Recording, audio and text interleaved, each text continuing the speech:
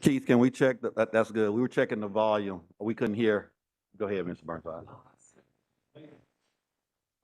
We're good? Okay, thank you. All right. It's January 4th, 2024. I'd like to call this meeting into order.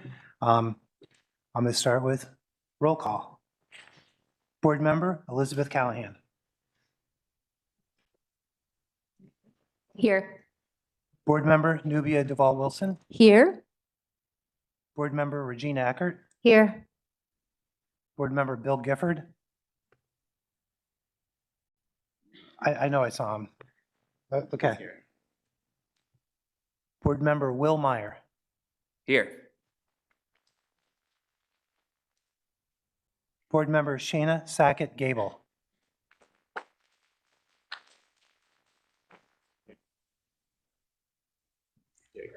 Here.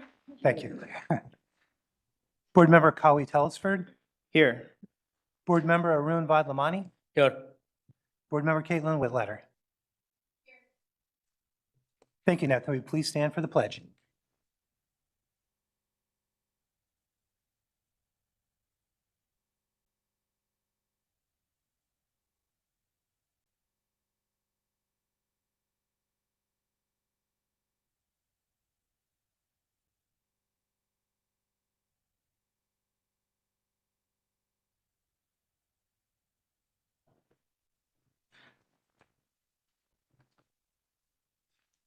Good evening. It's 6:31 p.m.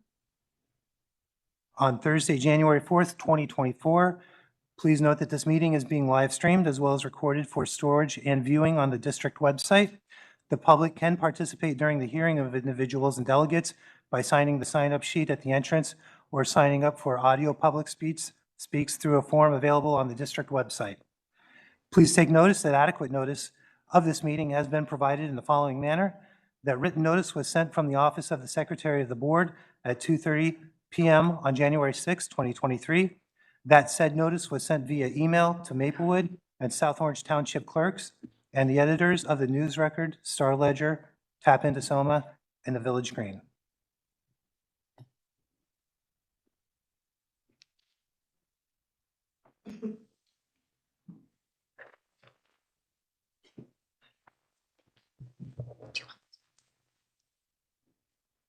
Next up, the swearing in of the new board members. We'll start with Miss Elizabeth Callahan.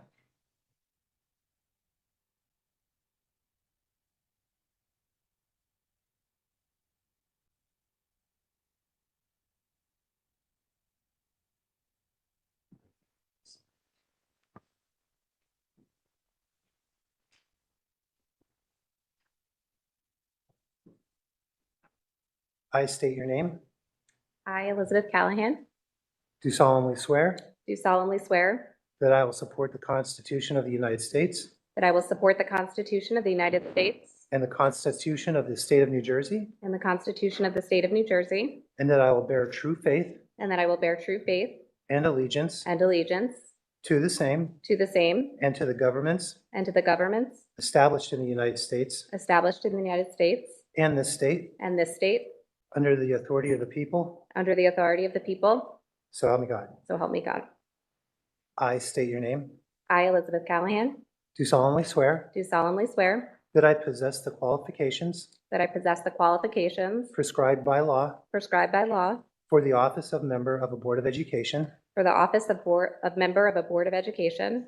I am not disqualified I am not disqualified as a voter as a voter pursuant pursuant to RS RS 19:4-1, 19:4-1, and that I'm not disqualified and that I am not disqualified from membership from membership on the board on the board due to conviction of a crime due to a conviction of a crime or offense or offense listed listed in NJS 18A:12-1, in NJS 18A-12:1, and that I will faithfully, and that I will faithfully, impartially, impartially, and justly and justly perform all duties of that office perform all duties of that office according to the best of my ability. according to the best of my ability. So help me God. So help me God. Congratulations.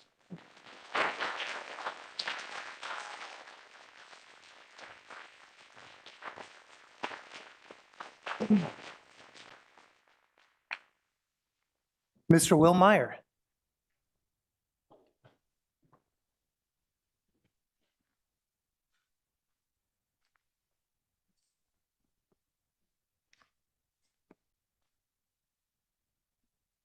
I'm going to have to look up this high. Thanks, Sweetie.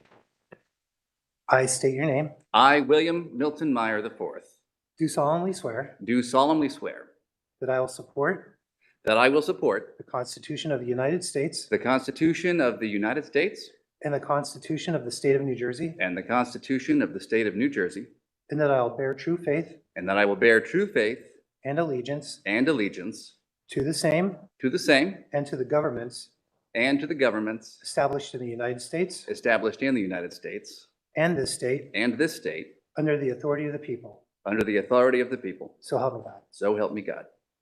I state your name. I, William Milton Meyer IV, Do solemnly swear do solemnly swear that I possess the qualifications that I possess the qualifications prescribed by law prescribed by law for the office of a member of a Board of Education, for the office of member of a Board of Education, am not disqualified am not disqualified as a voter as a voter pursuant to RS 19:4-1, pursuant to RS 19:4-1, and that I am not disqualified from membership and that I am not disqualified from membership on the board on the board due to conviction of a crime due to conviction of a crime or offense or offense listed in NJS 18A:12-1, listed in NJS 18A:12-1, and that I will faithfully, and that I will faithfully, impartially, impartially, and justly and justly perform all duties of that office perform all duties of that office according to the best of my ability. according to the best of my ability. So help me God. So help me God. Congratulations. Thank you very much.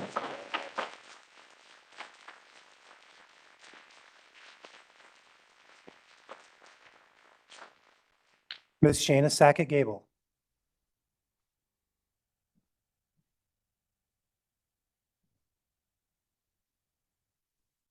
You can just use Wells. I state your name. I, Shaina Sacket Gable, Do solemnly swear do solemnly swear that I will support the Constitution that I will support the Constitution of the United States of the United States and the Constitution of the State of New Jersey, and the Constitution of the State of New Jersey, and that I'll bear true faith and that I'll bear true faith and allegiance and allegiance to the same to the same and to the governments established in the United States and to the governments established in the United States and this state and this state under the authority of the people. under the authority of the people. So help me God. So help me God.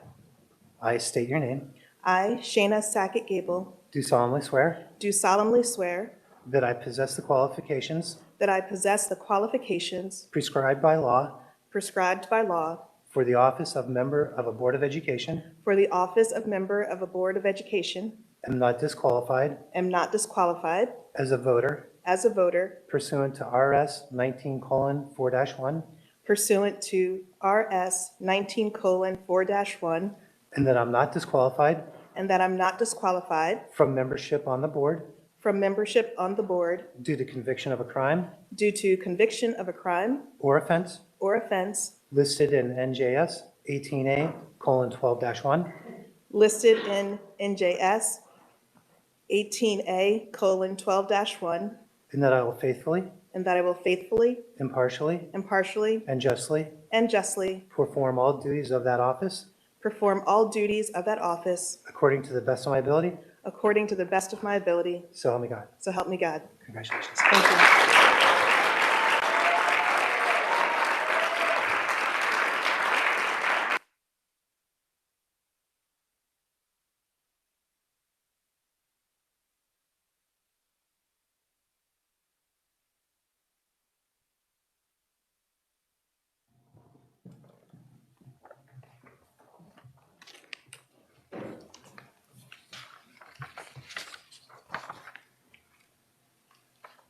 Next up, we have the election of the officers.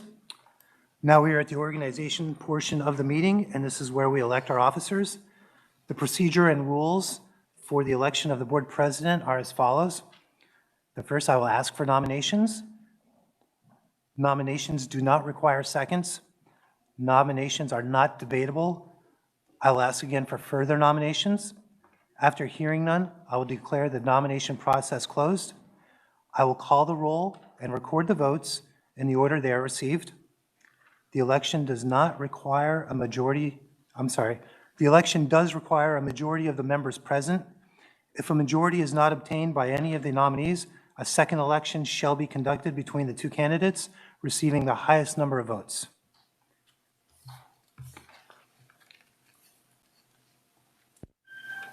Can I please have the nominations? Arun. I'd like to nominate Board Member Dr. Kravitz for the position of the President of the Board of Education. Thank you.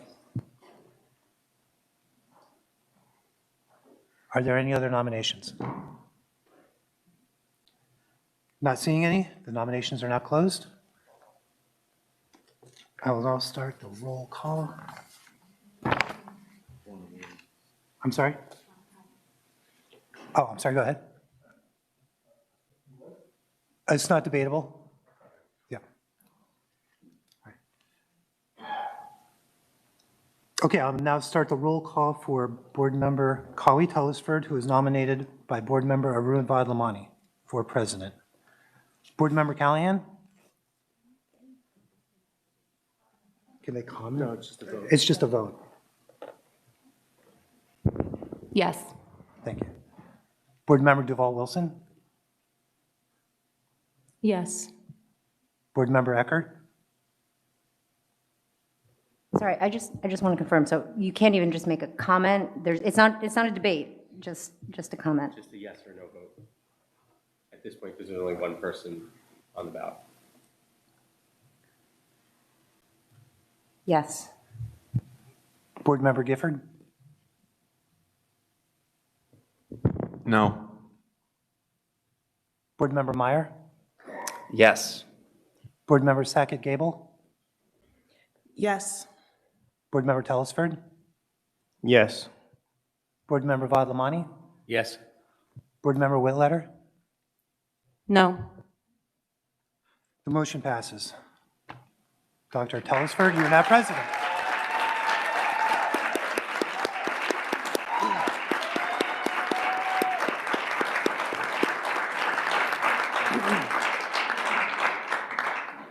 The new board president is Dr. Kali Telesford. Congratulations, and at this time, I'll turn the meeting over to you. Thank you. I guess I'll just have a few words. Good evening, everyone. First, I'd like to express gratitude to my colleagues for trusting me to serve as your board president. I'm committed to serving all our students, families, and staff with dedication and integrity. My journey with this board began in 2022, inspired by two defining moments that I would call my best and worst experience as a student in this very school district. In my more negative experience, I worked on a group project and received a full letter grade lower than my peers. Despite having done all the work and pleading my case, the teacher told me I didn't do the assignment and accused me of copying someone else's work. Feeling unheard, I did what any kid would do. I shut down completely and disengaged from the class entirely. This is a fate I would never wish upon any student in our school district. It is my utmost goal to ensure that every student is provided with the tools and support they need to succeed. But it's not all doom and gloom. I had another teacher that inspired me with a simple challenge. It was a friendly wager. I would try to get 100 on a test, while he would find a way to take points off. As you can imagine, I worked really hard. 94, 98, 95, always close, but never quite there. Until one day, I was sure I succeeded. And when the test came back, he pointed out, you reduced this fraction and provided the decimal equivalent, but you could have reduced the fraction more, half a point off. In my academic career, I've had a lot of highs, but that was probably one of my best experiences. It wasn't about the grade, but the challenge and inspiration that fueled my growth. This is the feeling I want every student to have, an environment where challenges ignite potential, support nurtures confidence, and students feel empowered to believe in themselves. So where does that leave us as a board? Recent years have brought challenges, with some suggesting that internal divisions and dysfunction hinder our ability to serve our children. Having spoken to each board member, I can confidently say that this perception is inaccurate. I see a board eager to collaborate, find common ground, and work together for the benefit of our students. As your president, I will actively cultivate this spirit of cooperation. While we won't always agree, I pledge to dedicate myself to working together, fostering a one team, one goal mentality. The new year brought me a powerful lesson. Treat your family, your team, as one unit. When you're down, they're down. When you're up, they're up. This philosophy resonates deeply with me, and I believe it should guide our board too. We are many voices, and those voices enrich our discussions. But remember, we are one board, one body. United, we stand firmly behind Dr. Gilbert, our acting superintendent, as he leads this district. He is our partner in this process and shares with us one single goal, providing the best possible tools to improve outcomes for all our students. Thank you.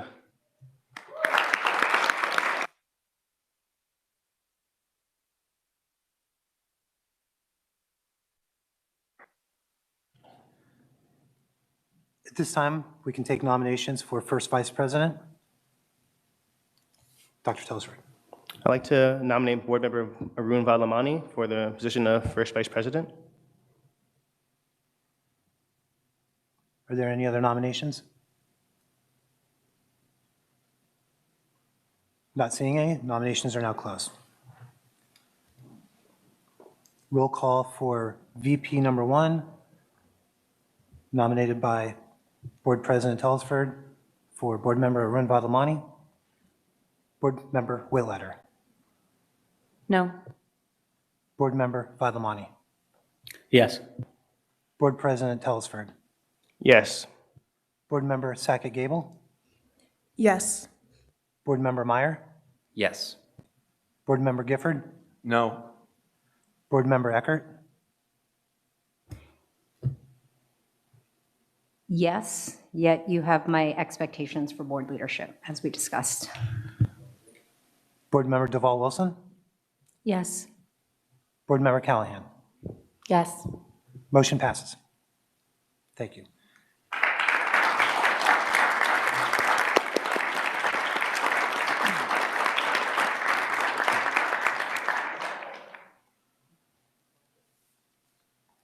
For Vice President number 2, can I please have nominations?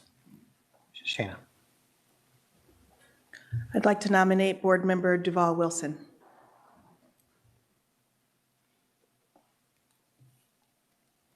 Are there any other nominations? Not seeing any, the nominations are now closed. Roll call for Board Member Newbie Duvall Wilson, nominated by Shaina Sackett Gable. Board Member Callahan. Yes. Board Member Duvall Wilson. Yes. Board Member Eckert. Yes. Board Member Gifford. Yes. Board Member Meyer. Yes. Board Member Sackett Gable. Yes. Board President Telford. Yes. Board Member Vadlamani.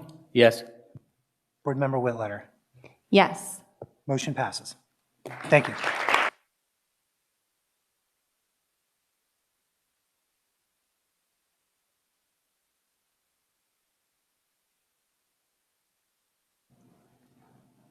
Next up, I'm going to read the board president's statement for public comment, if that's okay. Okay. The school board meeting is a business meeting in public and not a meeting with the public. Oftentimes, it may appear to members of our audience that the Board of Education takes action with very little comment and in many cases a unanimous vote. Before a matter is placed on the agenda at a public meeting, the administration has thoroughly reviewed the matter with the superintendent of schools, chief school administrator. If the superintendent of schools or the chief school administrator is satisfied that the matter is ready to be presented to the Board of Education, it is then referred to the appropriate board committee. The members of the board committee work with the administration and the superintendent to assure that the members fully understand the matter. After the committee discusses the matter, it is then shared with the other board members for consideration. Only then is it placed on the agenda for board discussion and action at a public meeting. Thank you for coming in person and dialing in by phone this evening. The South Orange Maplewood Board of Education certainly respects that you've taken the time out of your busy day to address the board at tonight's meeting. We value all public involvement in our school district, and we are eager to hear what you have to say. The board does have time limits by policy, and it will be forcing those to enable as many people to speak as possible this evening. Time limit 3 minutes. Please do your best to stay within the time afforded to you. The first public comment period is usually limited to 1 hour, and the second public comment period may be limited to 30 minutes. All input shared with the Board of Education is taken very seriously and will inform future deliberations and work by the Board of Education and its committees. I'm going to go get the public comment.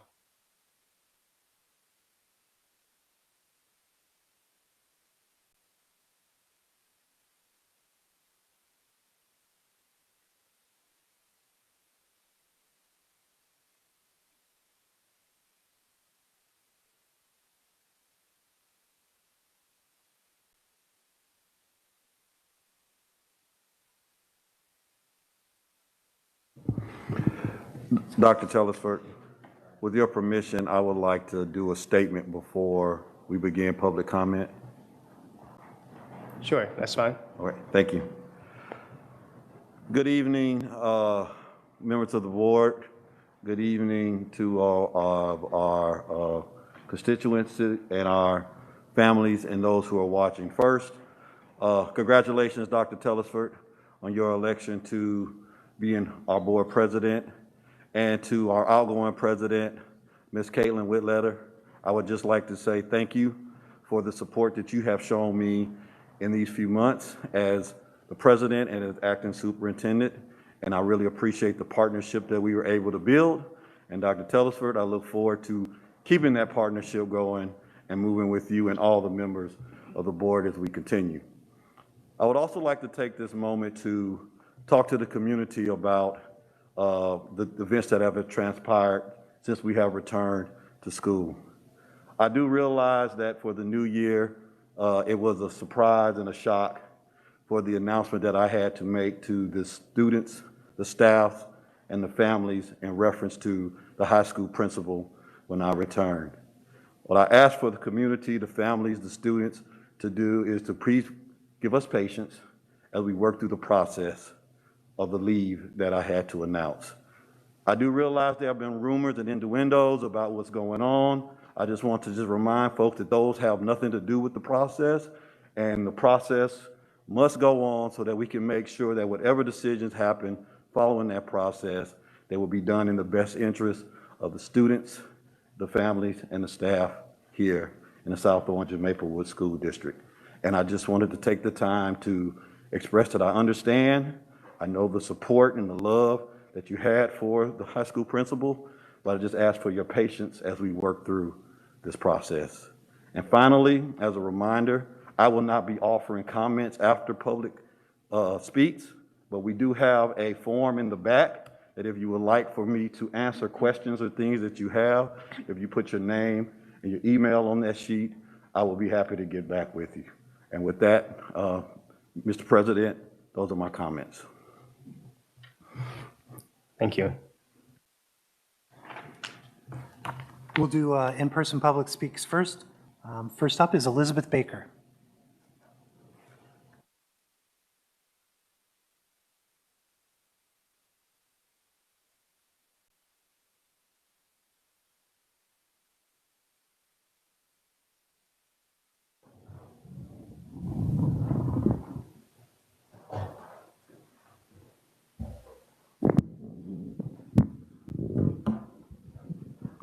Good evening, Elizabeth Baker, Maplewood, former member of the Board of Education and former board president for 3 years. I wish to everyone a new year, a happy new year. I'd like to congratulate the incoming board members and the officers who have just assumed their new roles.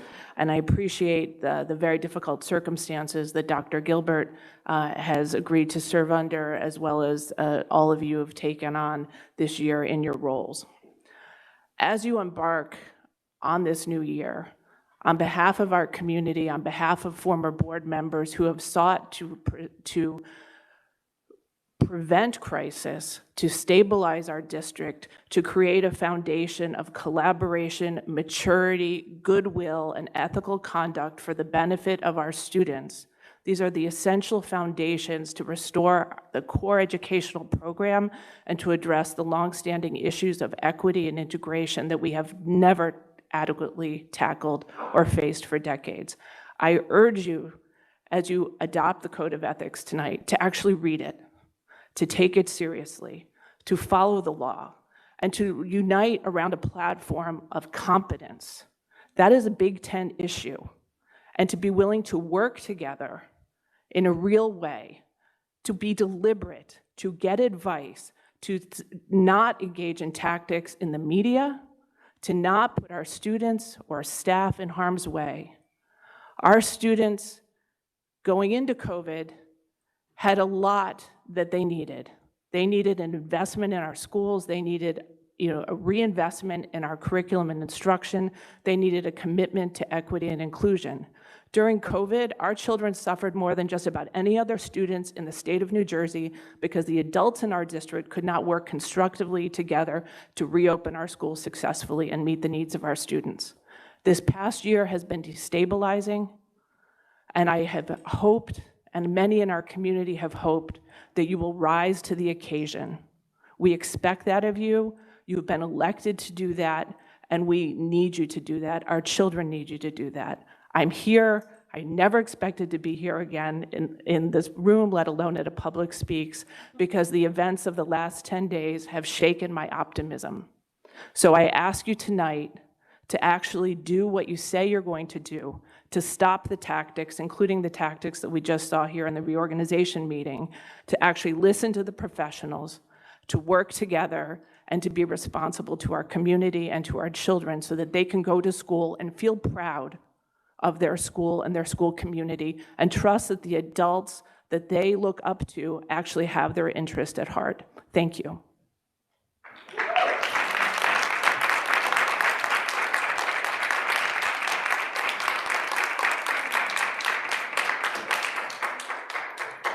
Next is Maxwell Kravitz.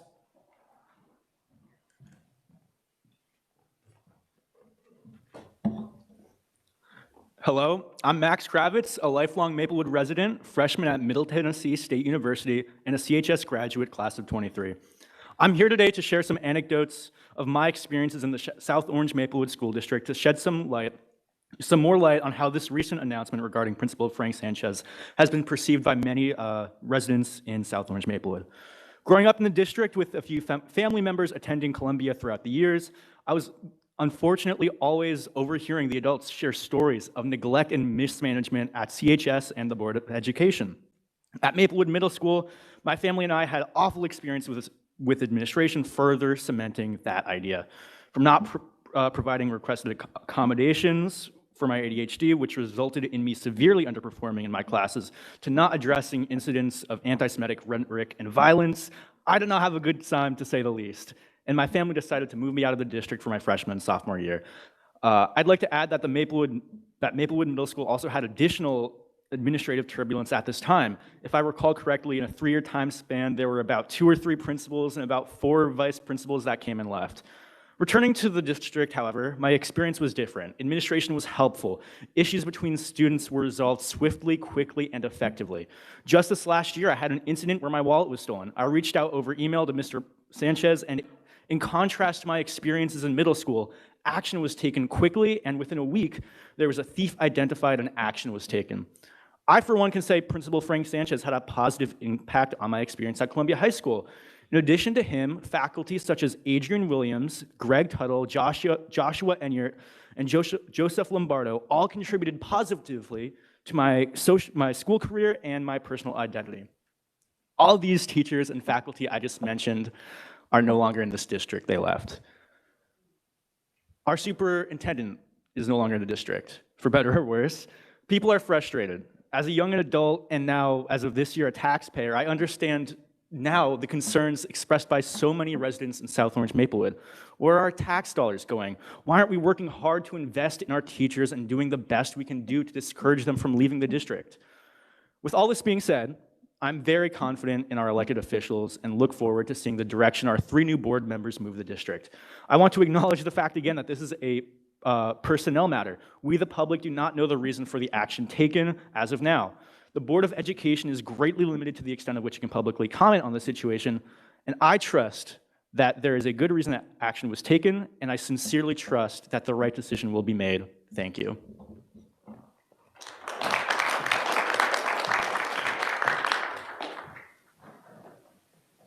Next is Rosio Lopez.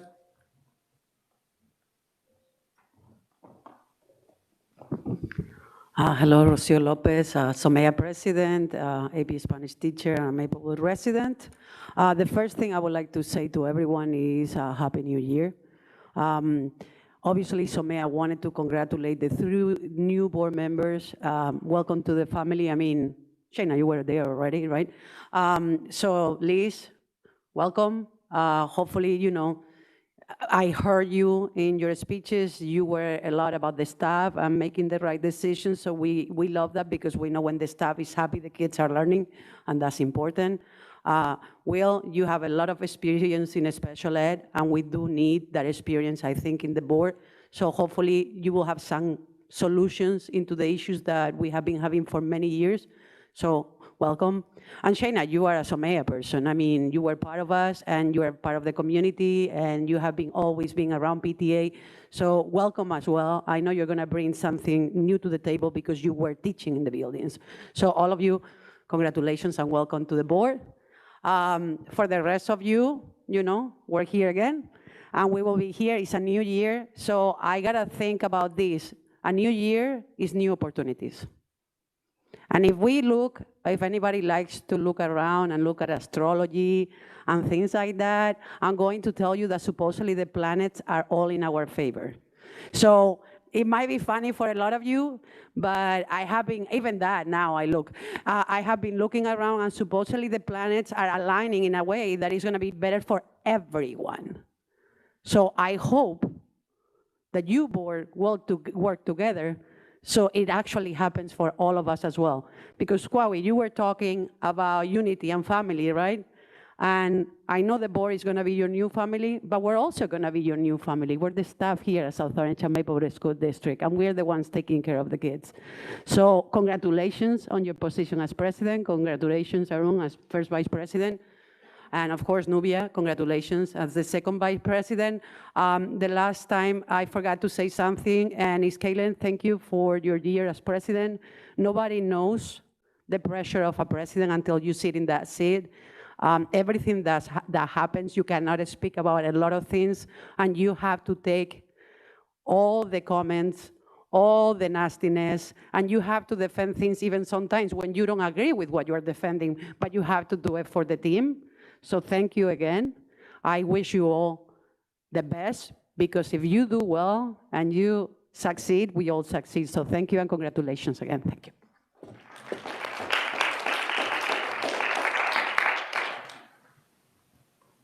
Next is Ray Beck.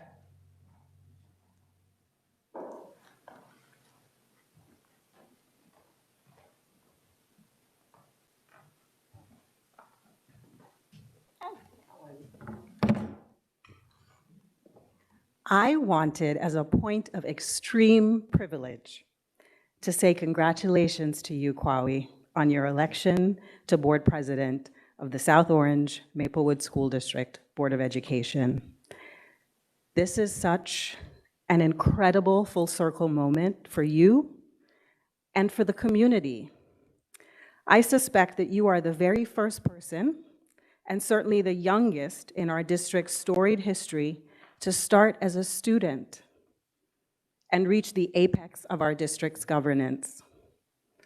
That you are a Black man who, as a Black student in this district, had to overcome real institutional challenges to make a way for yourself as a scientist, a community volunteer, and a new dad, only adds to the deep significance of this moment.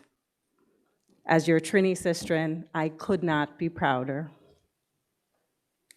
I hope you and your executive team lead with the courage of your convictions, with integrity, and with a renewed sense of optimism for our district. We need you all more now than ever.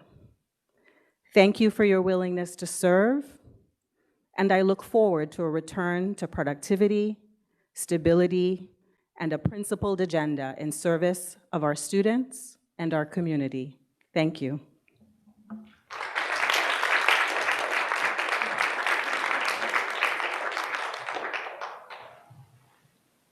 We will now turn to the online public speaks. First is David Letwin.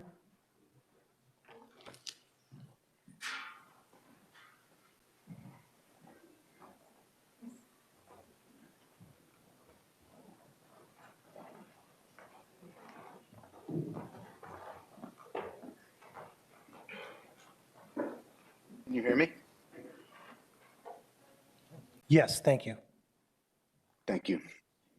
My name is David Letwin, and I've been a resident of South Orange since 2017. And I'm here tonight to share my emphatic support for the Columbia High School student walkout planned for next Friday. Look at any social justice struggles in this country's history, from the civil rights and Vietnam War protests of the 1960s to the boycott, divestment, and sanctions campaign against apartheid South Africa in the 1980s, to today's Black Lives Matter, Me Too, and LGBTQ movements. And you will find young people at the forefront. And so it is with Palestine solidarity.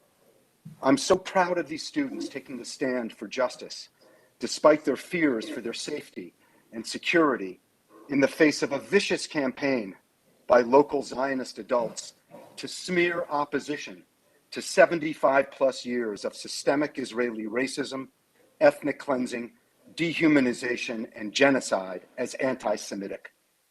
As a Jew who had family murdered in the Nazi Holocaust and in Tsarist pogroms before that, I am disgusted to see false accusations of anti-Jewish racism being weaponized to muzzle support for Palestinians.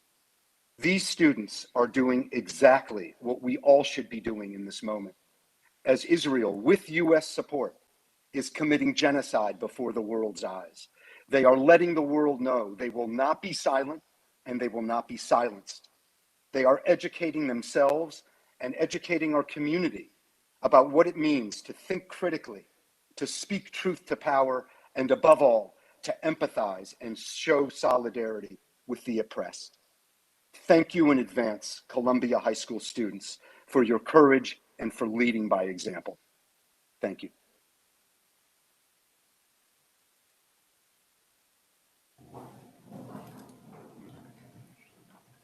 Next is Karen Roche.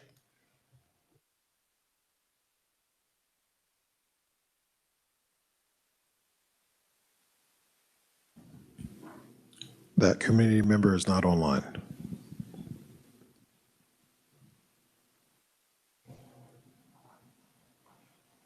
Next is Jen Sturm.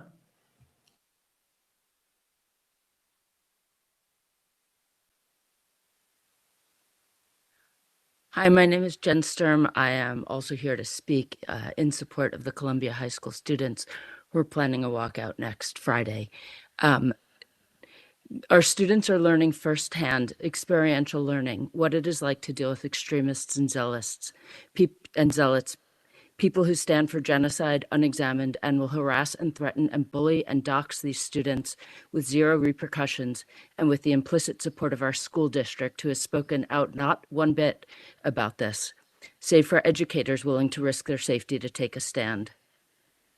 My own child, a Jewish Columbia High School student, knows that some of the people on this call and in our community have threatened and harassed me, and not a single Zionist has said stop for taking action in support of Palestine and against the murders happening in Gaza. These are not our Jewish values. Because their extremism is like a drug, they behave like addicts, addicted to the power of 30,000 people killed that confers to them. We must condemn this and we must rise above it. We must support our students.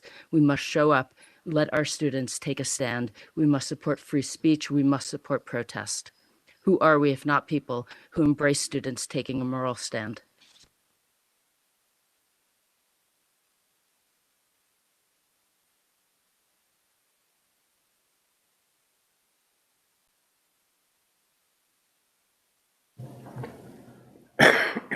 Next, we have Shel Abul.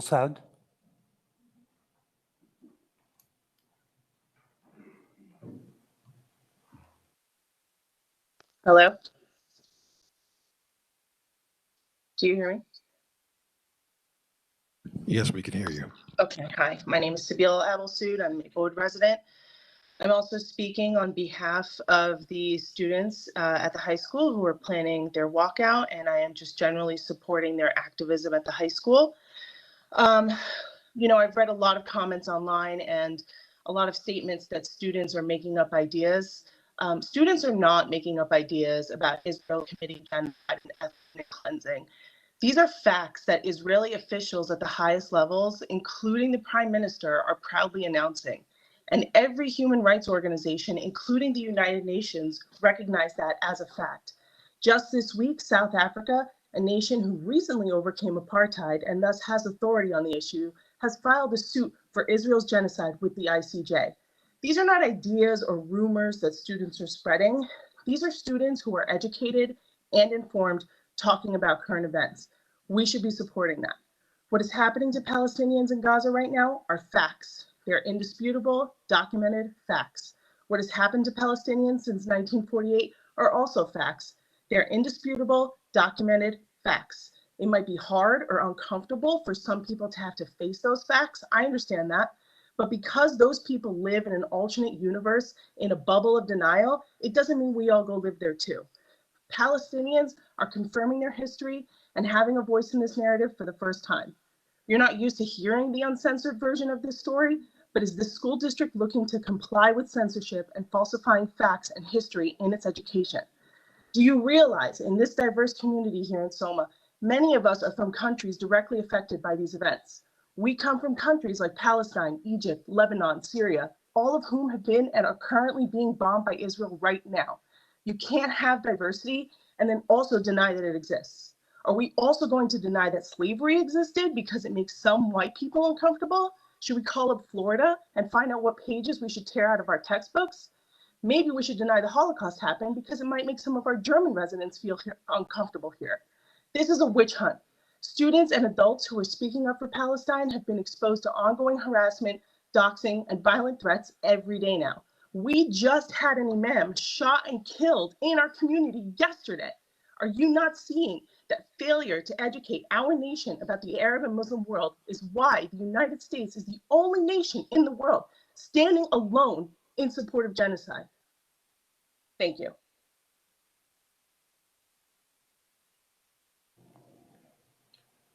Next is Joseph Gabriel.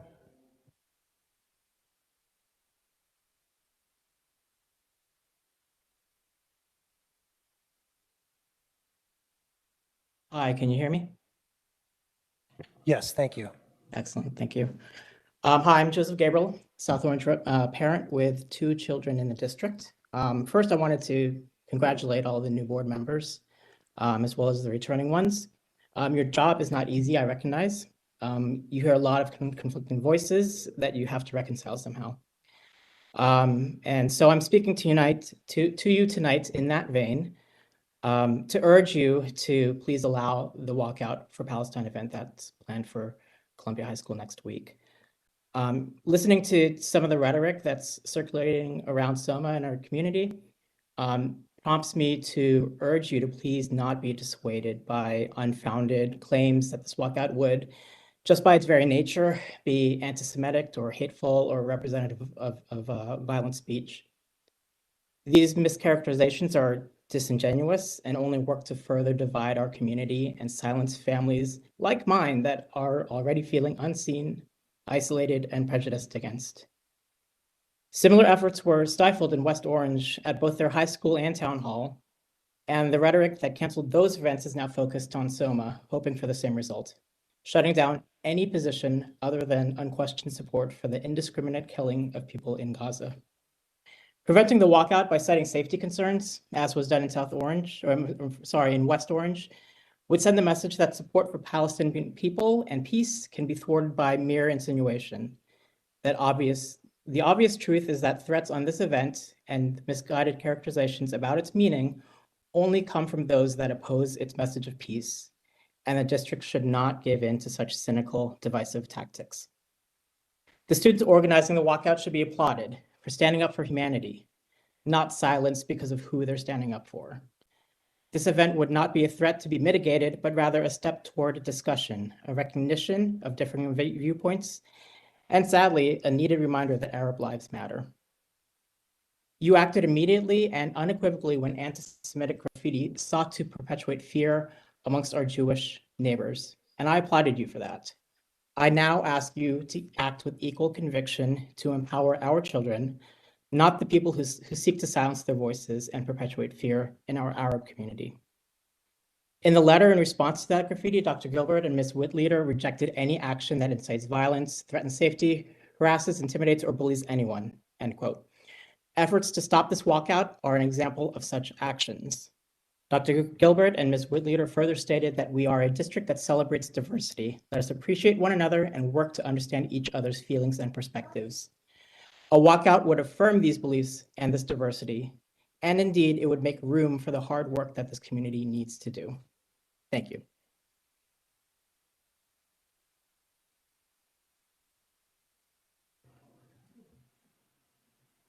Next is Brett Robertson.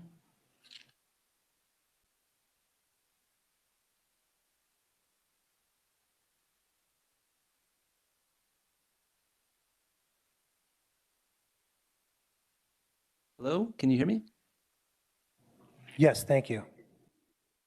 Thank you. Good evening, everyone. My name is Brett Robertson.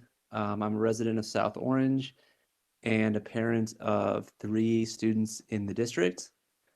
Like others this evening, I do want to welcome our new board members to the district, and I want to urge our new and returning board members as well as staff at the district to continue to commit to be supportive of students in the district, particularly students who are raising concerns about both what is happening to Gazans and other Palestinians because of the genocide that's ongoing on behalf of Israel, as well as for the concerns of students in our district who are being harassed and doxxed and mistreated. I think it's incredibly important that we continue to recommit as a district to teaching the truth about what's going on in Gaza, in the West Bank. I think it's important that we continue to support our students who want to speak out for the truth of what's happening and want to stand up for what is right and are not treated as somehow committing hate speech or doing something that is beyond the pale when they're calling for peace, they're calling for an end to violence, they're calling for what I think we would all want for our children if we were living in a place that was under constant bombardment and threats to ours and our children and our families' lives. So I just encourage everyone to please continue to support our students as they call for peace. Please continue to back our students who are harassed and doxxed for whatever reason, and commit as a district to what we say we stand for, teaching the truth and acknowledging the reality of what's going on in the Middle East. And I trust that we all can do that. Thank you very much.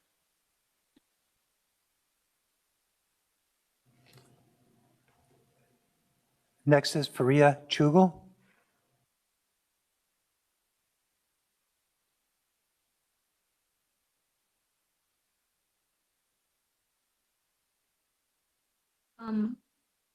Can you hear me?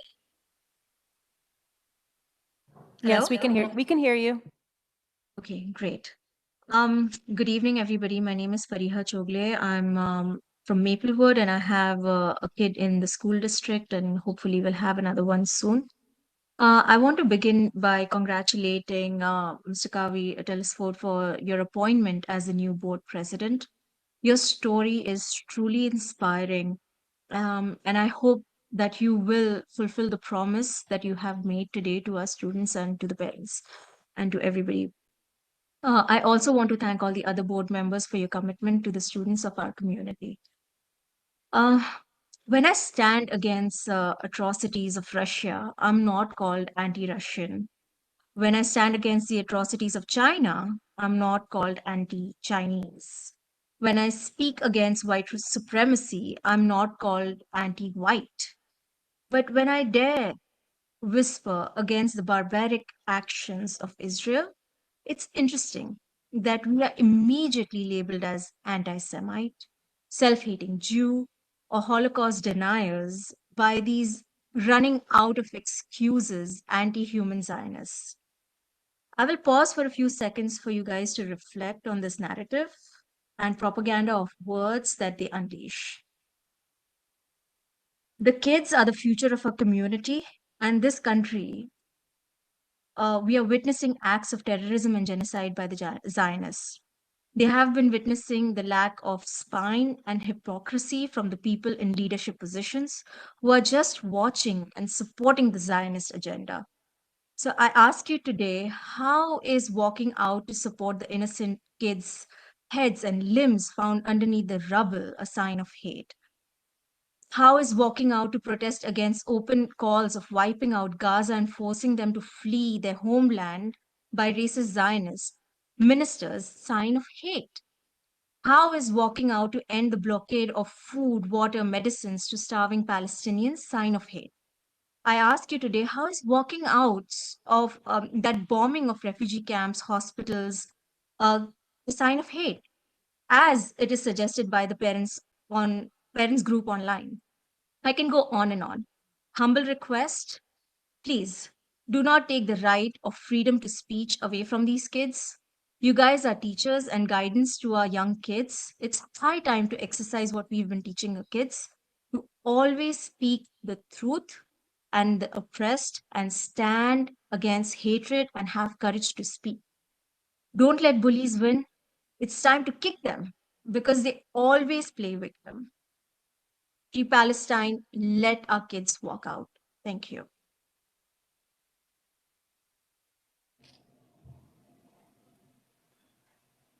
Next is Michelle Bakir.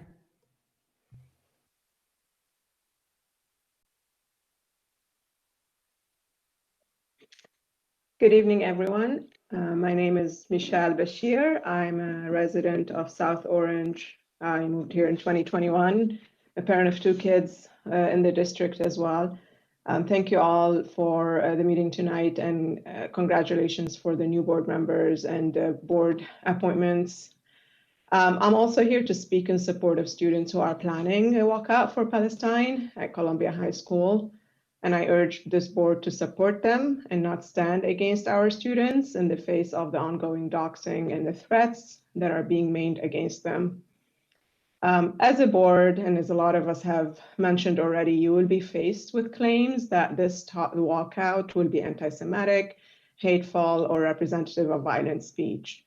These claims are unfounded, and they work to further divide our community and silence families and our students that are already feeling unseen, isolated, and prejudiced against. All of this is in the effort of shutting down facts and shutting down speech that supports Palestinian rights to exist in dignity and freedom, but also any speech that speaks against the state of Israel and its ethnic cleansing of Palestinians. We need you as a board to act in support of our Palestinian students and Arab community and all our students who are standing against hate, and really to support them and not to silence them and not to silence their right to speak. I also urge you not to conflate these efforts as anti-Semitic. Anti-Semitism in the US is real and dangerous, but there are current tactics to weaponize our calls for Palestinian rights and justice and conflating them as anti-Semitic.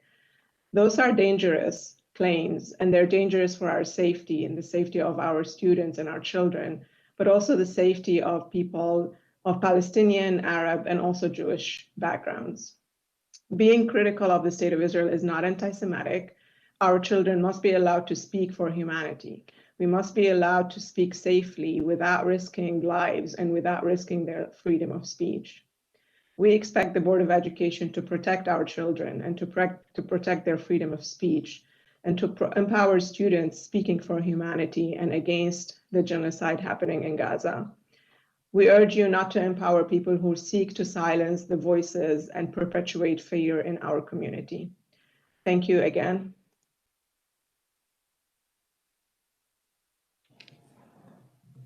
Next, we have Mindy Greenspan.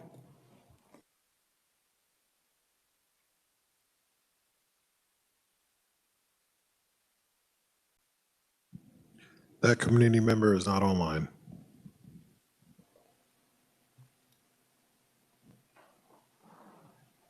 Karen Sanderson.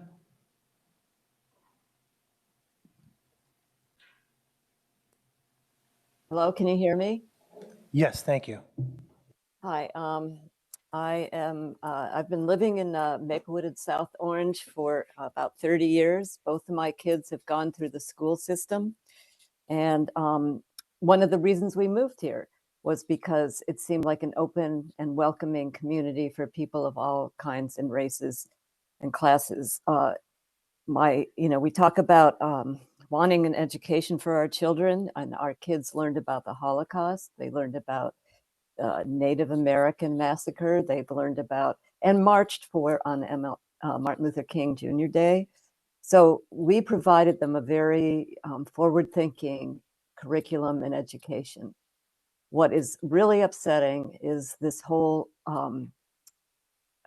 pushback on people who are in favor of supporting Palestine at a time when there's ethnic cleansing and sheer murder. And as been said before, this is like the first time America is the only country supporting this. And it's an embarrassment for all of us. It's worse than that. It's our crime. It's our Holocaust that we will be, when the war crimes finally come out, our country is going to be up there as sharing in the war crimes of Israel. And what I want to say is that to be able to stand up and speak for Palestine here, it's in this so-called stigma-free community is incredibly difficult here in a place where nobody wanted Trump because he was a racist or whatever.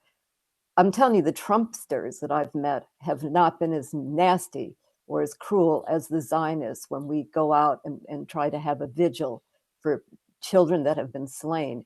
I've been spat on. I've been called the C word. I've had pictures taken of me and told I'm going to lose my job come Monday. The threats and the hatred, I've never seen this in this community by anyone except for the Zionists. And if our community doesn't support our students' ability to speak freely, to stand up for what they've been taught are important historical lessons, then shame on you. Shame on all of us that we're supporting a genocide and apartheid.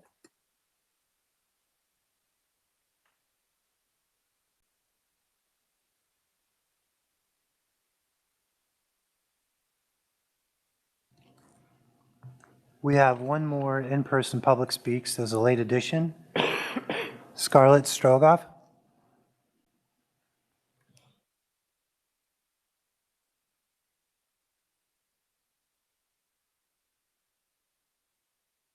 Strogov, a current student at Columbia High. Many of the students at Columbia High are unaware of how fortunate we are to attend a school that truly reflects variety in opinion, race, ethnicity, religion, gender, and sexuality. I think often as to how fortunate we are to be a part of a group of young people who genuinely care about right and wrong. I've met kids who even call out our own parents when they become locked in habits of thinking that either ignore or perpetuate oppression, inequity, or even subtle biases and misinformation. Mr. Sanchez has played a vital role in giving us, students, opportunities to speak up and up about our own experiences and unique perspectives and experiences. I have overheard on multiple occasions students communicating their needs to Mr. Sanchez and seeing them being put in action almost immediately. So please be considerate and sensitive to the students' interests when making your decision. Thank you.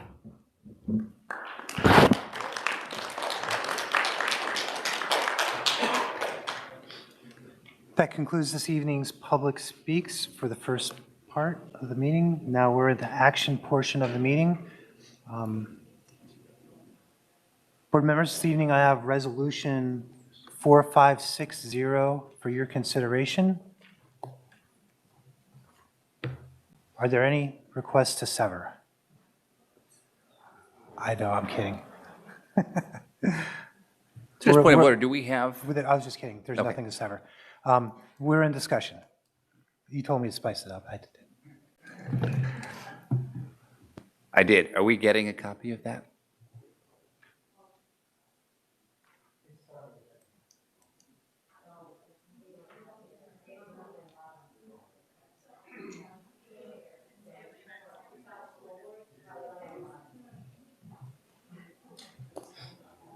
I didn't. It's a resolution. Here it is. It's the annual appointments. Let's take 5. I'm gonna go get these things copied real quick, and then It's the annual appointments. we'll get on it right now. Just give me a few minutes. Play the Jeopardy theme song or something.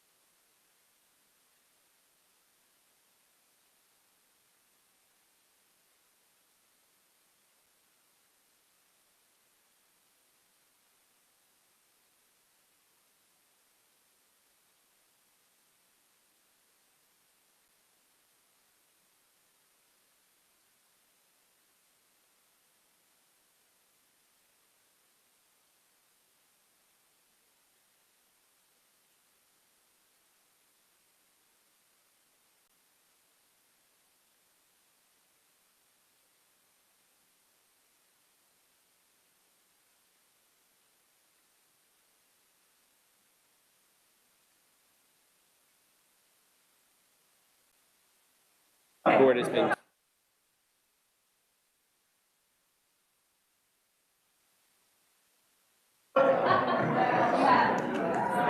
How he is Gable.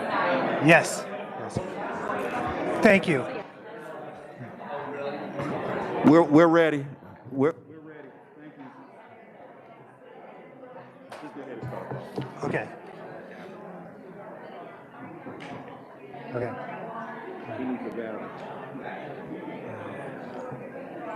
What's that? Okay.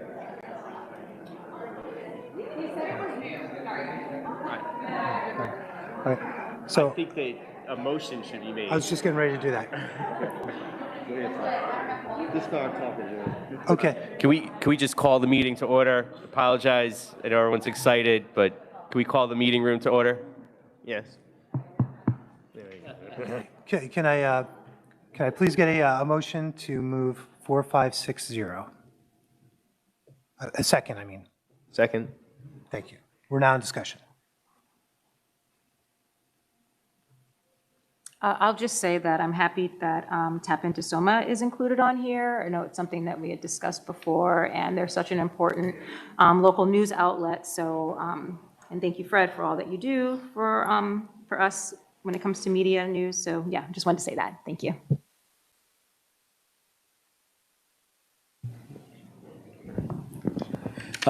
Just so that everyone here knows what's happening, I mean, this is a pretty standard resolution that we adopt every year. And this is appoints various appointees in the school district to do their jobs. So there are about 12 line items in here which start from something as trivial as, appoint the following depositories for school monies, Bank of America, Chase Manhattan, appoint Mr. Burnside as a board secretary, appoint, all of these things. So this is pretty standard, nothing extraordinary here. It's pretty, it's safe to vote yes.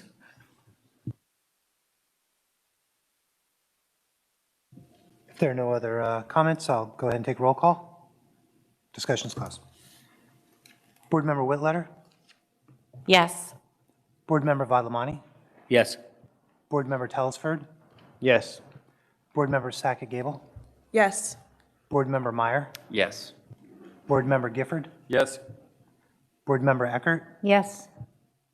Board Member Deval Wilson? Yes. Board Member Callahan? Yes. Motion passes.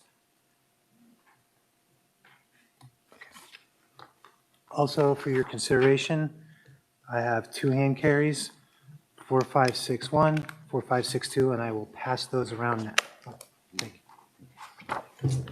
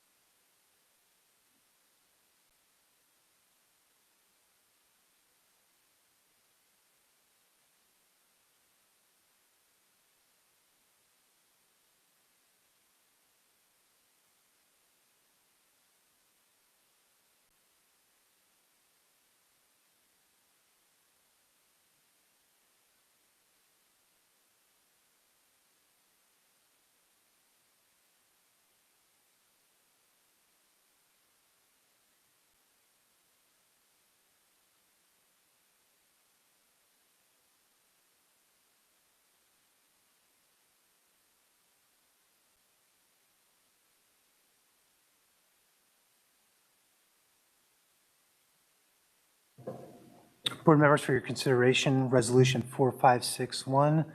Can I get a second? Second. Thank you. We're now in discussion. So one of the things I'm going to try doing, and hopefully it's not too boring, is explain what the resolution is so that people understand what is happening in here, because we use cryptic words and we use a lot of jargon in here. So in this hand carry resolution, what we're doing is rescinding the award of the superintendent search from NJSBA and awarding it to HYA. And I, for one, support the selection of HYA as our search firm. I'm sure they'll look exhaustively for candidates nationally and if needed, and they can also look at currently succeeding superintendents in other districts. That's one of the reasons why I support HYA over NJSBA, and I look forward to working with them.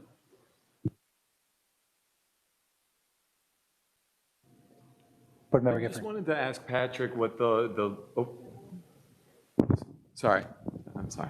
I just wanted to ask Patrick what the legal and financial implications are for terminating the contract. I understand that we have 3 applications already received and another in process. Right, so that question would be an attorney-client question that's appropriate for executive session. Okay.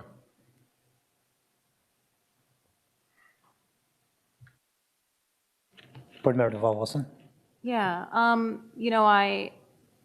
I see this in many different sides because one, I am a hired consultant. And if I had been hired and had a contract and then started the work and started getting results, and then 3 weeks later was fired, that would be a big issue from a professional standpoint. It doesn't make us look good. If this hand carry said to add on HYA, I think that would be a different story and a more professional manner of handling this situation. I understand the desire to want to be able to poach. My suggestion before was see how this goes with NJSBA. And I'm happy the fact that we're already getting applicants. I think that's great. It's a good sign. But my perspective was see how this goes. And if it's not going in the direction we want, then there's a reason to fire or or add on an additional consultant. But I'm worried about burning bridges with a state ally. NJSBA is one of our, it's one of the strongest allies we have to support the work that we do. So I think we need to think about that as well. We talked about having a 5-year strategic plan, which we added on to this contract. And that is a huge boon for us because it costs tens of thousands of dollars to do that with an outside consulting firm. And this is their bread and butter, and they do it for other districts. So I thought that was we had discussed that being a really great added value for the community. So if we're just swapping, I see HYA as spending more but getting less long-term and creating a little bit of chaos and confusion behind the scenes. What happens to those applicants that are already applying through NJSBA? What if one of those applicants is someone that actually could be the perfect person for this job, and now they have a bad taste in their mouth because it seems like we don't follow through with our own contracts? We're going to be delayed on things now if we make this switch. We were already talking about timelines of next steps. I know we want to do community listening sessions.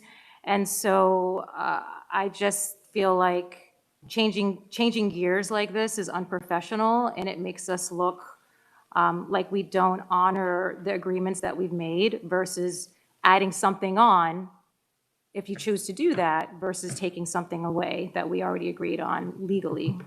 Thank you. Dr. Tellerstein. Can we, I guess, discuss anything about the process and what is the actual process for, I guess, awarding the contracts? Is that something that we can share here? Or is that something that's attorney-client privilege? I'm trying to decipher your question. In terms of process for awarding a contract, you guys do this every month at your board meetings. Mm-hmm. You vote to award contracts, right, whether it's to a construction vendor or this vendor. The action that you have pending right now is to rescind that contract award and to award it to somebody else. I mean, so I'm not sure if there's I guess can we talk about whether or not this is done in the same exact way as we've done previous contracts? Is there anything different about how this contract was awarded? Can the business administrator provide us any information on that? So we appointed New Jersey school boards the Thursday right before the break. We came back from the break. I've not signed the contract. We don't have a contract with them. The day I got back, I reached out to New Jersey school boards. I said, hey, can you make the contract with our name on it, with our county? It was insufficient at the time. I've yet to hear back from them. So just to clarify, sorry, so we do not have a contract with NJSBA. We're not going to be breaking it at all. We just... Correct. Okay, thank you. Yes. Board Member Whitlock. Thank you. NJSBA is a state recognized and has a reach and network in New Jersey that rivals any consulting organization out there. They touch every single school district in New Jersey at least every week, and they send out the superintendent job postings weekly as well. If you go on their website now, some of the top school districts in New Jersey are working with them for a superintendent search. NJSBA said to all of us that they're receiving roughly 45 to 55 candidates for their superintendent positions, and I would expect that we would have that same outcome. Our lawyer, when we met back having the board retreat, had told us that the districts that they're currently working with, and they work with many, have recently chosen NJSBA over private consultants, which, to us was very affirming. NJSBA also has national reach, and they can advertise in publications like EdWeek. One aspect that I think is significantly overlooked is that NJSBA knows the needs of our district and our board very well. Charlene Peterson, our field rep, for SOMSD has been here working with us for the last decade, and I think that that is a huge benefit to us because she's been through many boards, many district leaders, and she has a pulse of what the needs of our particular district are. And I think she would do a really good job of putting together those input sessions to get stakeholder support, knowing our district inside and out. Our district has used private consultants for the past 2 superintendent searches, and I don't believe personally that it has yielded the best results. Not to say that it couldn't be different. And I do recognize that the concerns here are that we do have a lot of headwinds, but I personally don't believe that being able to poach would quell those headwinds substantially or make the district any more attractive than posting on NJSBA. And by comparison, over this holiday break, 2 school districts, one of which is also quite popular, we got 2 applicants and they got 3. So, and now we have 3 applicants and 1 actually has already been started, so potentially 4. I just find this decision right now to be extremely disruptive, and it's unfortunate that this decision is being made even as we sit here now. We have some outstanding questions that our attorney-client privilege, and we wouldn't be able to get answers to until we go to closed session. So to vote on something like this right now, with many of us having questions, you know, I don't think all of us can make an informed decision to change from NJSBA to HYA. And one thing actually that Nubia, you and I were talking earlier today, I think it's important to note is that if you go to the HYA website, they actually promote all of the NJSBA job listings on the HYA website. So folks who are looking to potentially to work with HYA can go on and every listing's there. So I do think that, as I said before, the reach of NJSBA is quite large. And I just wanted to say that I firmly stand beside the decision to move forward with NJSBA. And I also think from a cost perspective, I believe the proposal for HYA is over $28,000. With NJSBA, it's $15,000, but that $15,000 also includes a strategic plan. And one of the things that we have talked about for years, and I know you and I have talked about it, Arun, for the last 2 years, is how important having a 5-year strategic plan is for this district. And NJSBA basically said, you know, you commit to that additional $2,500 for the strategic plan, and it can be used at any point in time. We're leaving excess money on the table when you go and out to a regular consultant to conduct a strategic plan. It's anywhere from $15,000 to $25,000. So, you know, there's a reason why the New Jersey School Board Association exists. They have incredible knowledge and incredible reach, incredible prestige, and I think it's silly for us to discount or discredit the work output and their ability to find someone who meets the needs of this district because they know them very well. Board Member Meyer. Thank you. So, you know, I'm coming into this a little hamstrung here, given that having been just sworn in, we haven't seen any of the confidential information or been part of most board discussions on this. I will say to former Board President Whitletter's credit, I'm very thankful that we were part of the last board retreat. We were talking about the plan of which a search firm to go with. The reason that we're in this situation, of course, is that at the last meeting, you know, barely 2 weeks ago, the decision was made right before the end of the year to award this contract to NJSBA. And that record, the discussion therein speaks for itself. But it does sound like there has not been substantial work that's taken place. And I can't imagine that the 3 applicants we have are going to somehow disappear or be taken away from us. I think, you know, look, I've gone back and looked at the minutes and what happened in looking for Dr. Taylor, right? And in that search process, they were months into it at this point. We are in a really, really tight timeline for trying to get this process done. And I think we have to move forward as quickly as possible with the best plan we have.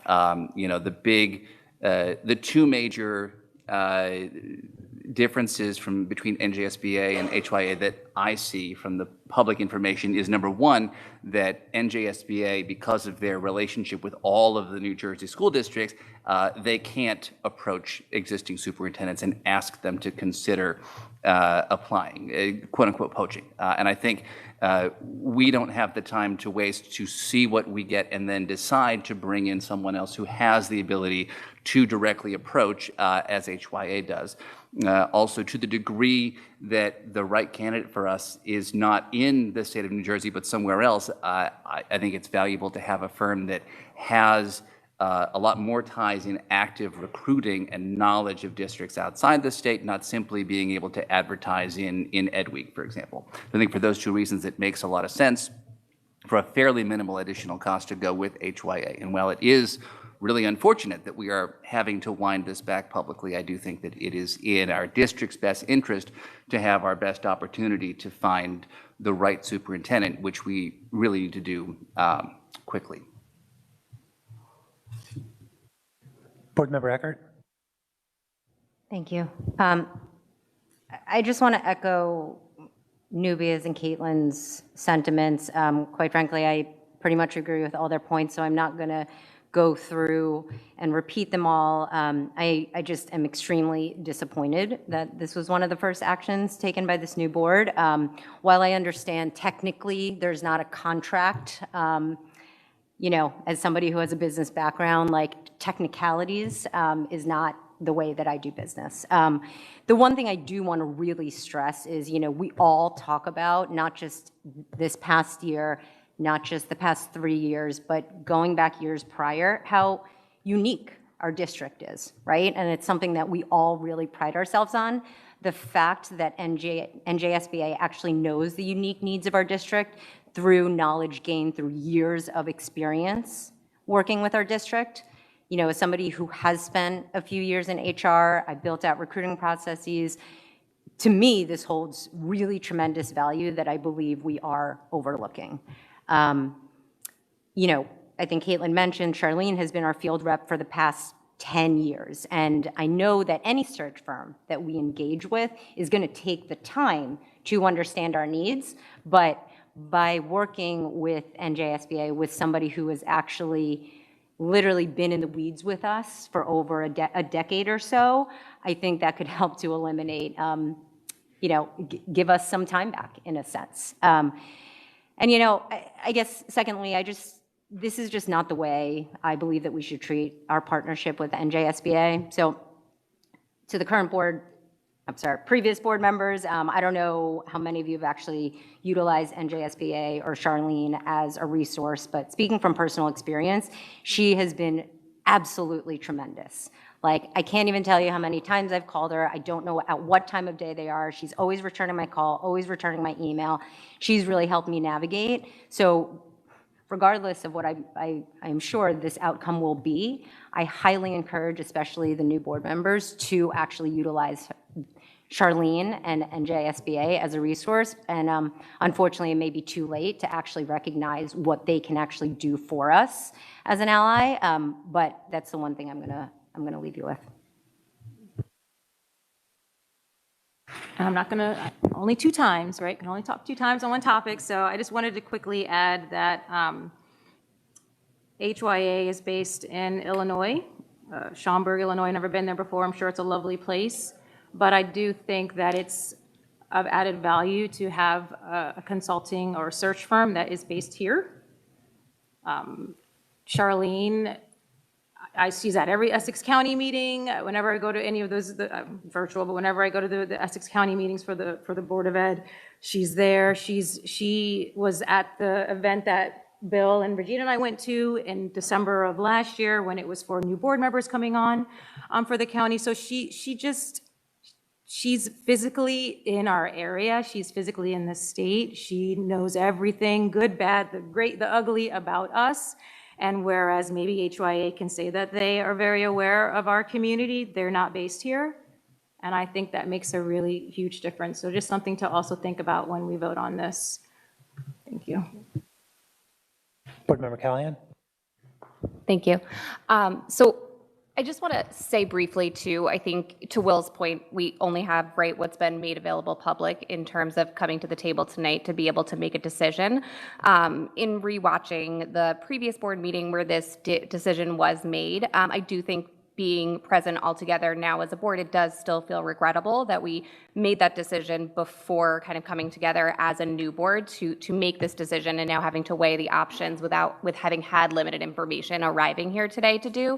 And so while we can't go back in time and fix that, I do think it's worthy of considering because we will be the folks who are engaged in this process together for the next couple of months. And I'm just not convinced that making the decision then, when now we only have 3 candidates, really saved us a whole lot of time in what was already a tight timeline that perhaps we could have used more productively to really consider the offers that were on the table together as this new body formed tonight. With that said, I also think I really, really appreciate the deep experience of the team that we currently have with New Jersey SBA, and I do think there is a value add to folks who understand our district, who we have working relationships with, who've served us well.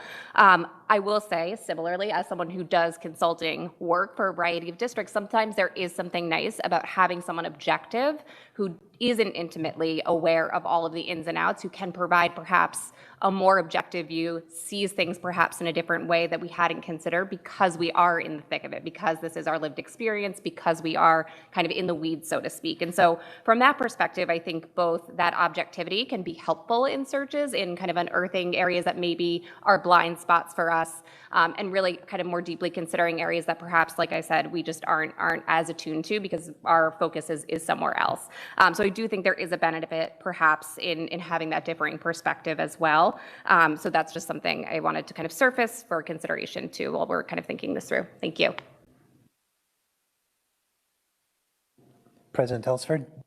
Just want to say HYA is responsible for us having Dr. Gilbert and also the security lead, Mr. Valles. And I want to point out something about the security lead. That was one of those positions that was open, and we had a listing for it, and it was not being filled. And there was a strong push to change the listing because we were called that we were looking for a unicorn, someone that couldn't take into account students' emotional needs as well as the security needs of the school. And so we went with HYA saying, can you find this person for us? And we were able to find Mr. Valles. And then lo and behold, here's this unicorn that can provide us with, who's also an alumni of our own very school district that provides the things that we were looking for. So I have great confidence in HYA. And I will also say NJSBA is a great resource, and I think we will continue to have our relationship with them to provide us with training. So I don't think that them not doing our superintendent search hurts our relationship with them because they are a wonderful resource, and I also encourage all new board members to reach out to Charlene because she's a great resource. And just a few points that, at least in my view, have to be said. I mean, when we hire 2 superintendents in the last, 6 years, and we fire them both, the search firm is not the problem. The superintendent is not the problem. The candidates are not the problem. The board is a problem. Okay, that's number one. So let's not point out and say that this particular private firms will not get a good candidate, number one. Number two, HYA is a for-profit organization, and that's all they do. That's their job. So in my opinion, hiring someone who will work where the paycheck comes from is always better than a non-profit where they have ambiguous responsibilities, where they are also doing consulting, they're also doing consulting, they're telling you how to work and so on. So that's a very clear divide as far as I'm concerned. And the second thing is, for a job that's going to pay about $250,000, it's just it sounds unlikely that somebody would just charge 5% or 4%, what NJSBA does. Because we do a lot of hiring, around the world. I'm sure everyone does. And it's unlikely anyone charges less than 20% or 10%. Even 10% is like unheard of. So it's just like this, right? If you have $1 million house, it's unlikely that you will sell the house through a broker for less than $60,000. That's 6%. It's unlikely. If somebody is offering you to do it for $10,000, you know it's a bad deal. You don't want to take the deal. It's just simple as that. So in my opinion, going with somebody who is a professional and this is all they do for a living is probably what I want to do. And one last thing I want to point out, on everyone's, everyone magically expects the board to become, collaborative, kumbaya, come up to a decision. That's not, it's okay to have differences. That's not the problem here. This is exactly what we suggested last board meeting. The last board meeting where we picked NJSBA, that pick both and let the new board decide. And for whatever reason, at that point, the board decided we go to NJSBA. So now, obviously, complaining that we're starting with a rescinding and adding a new board, that's nothing wrong with that. This was to be expected. Thanks. Any other discussion? Seeing none, I'll do roll. Board Member Callahan? Correct. Yes. Board Member Deval Wilson? No. Board Member Eckert? No. Board Member Gifford? No. Board Member Meyer? Yes. Board Member Sacket Gable? Yes. Board Member Telesford? Yes. Board Member Vadlamani? Yes. Board Member Whitletter? No. Motion passes. Next is Resolution 4562, and this is going to be for the committee liaisons. Thank you.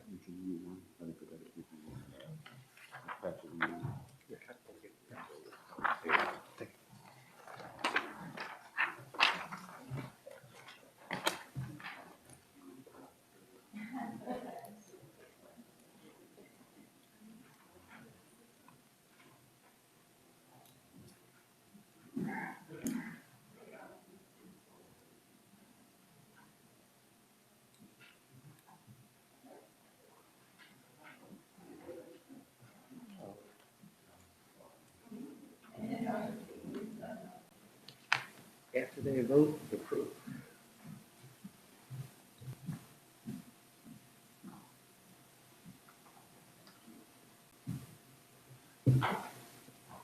Board members, for your consideration, Resolution 4562.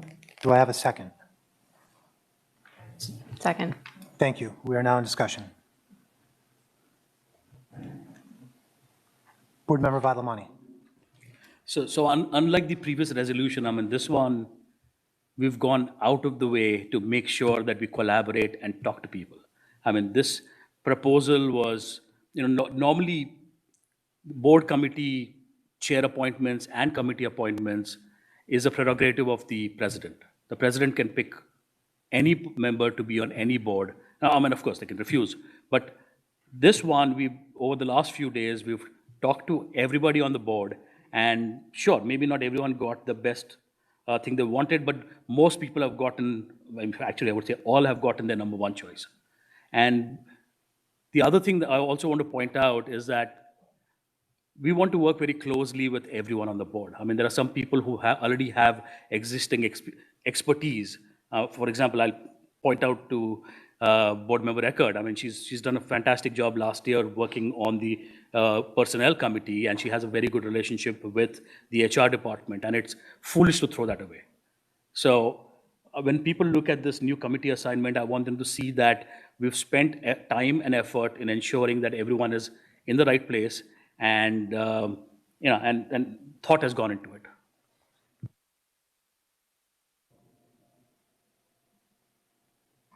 So yeah, I appreciate the conversations that we had, and my only comment is for us to really talk to each other about, for example, if we're not on committees that we were on last year, we can provide feedback and advice to those new members, right?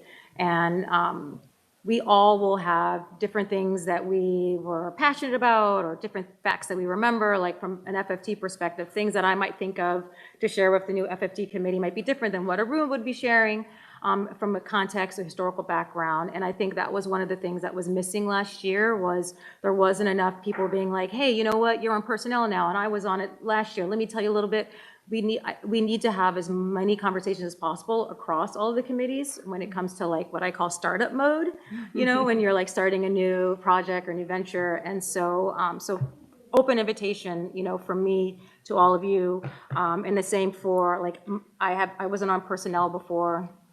I'm excited to be on a committee with Regina because we were on CNI together last year, and this year she won't be on CNI. I'm excited for board member Sacket Gable to be the chair of CNI. And so like, I'd love for us to just have a chat at some point to talk, to get you up to speed on a couple of things so that you're like ready to go, especially when it comes to agenda setting, because, you know, many people might not realize that the chairs that work together to make the agendas with their point people in the staff, and now I'm just rambling. Anyway, my point is, I know, facilitating, you know, making sure that all the new members feel comfortable reaching out to all other board members to get up to speed. Yeah, thanks. Board Member Callahan? Thank you. Yeah, I think I just want to co-sign what Nubia and board member Deval Wilson and board member Badlamania had said too. I think kind of preceding this, there was a lot of conversation around kind of who was best fit for what. Again, not everyone, you know, you get what you get and you don't get upset, right? But there was really intentional thought, I think, and planning into thinking about how to leverage the strengths and areas of expertise that we all have on the different committees, both just membership-wise and in terms of being chairs of different committees. And then I know all of the existing board members, we've all had different conversations, and I'm really excited at the idea of partnering and kind of like mentorship to make sure that we can provide some consistency from what was happening last year into this year. And so I just want to say from a collaborative standpoint, it's felt like we're all kind of on the same page in terms of making sure that there is consistency, collaboration, and that we're able to kind of like move the needle in a consistent way as things change up a little bit. So I'm excited about it.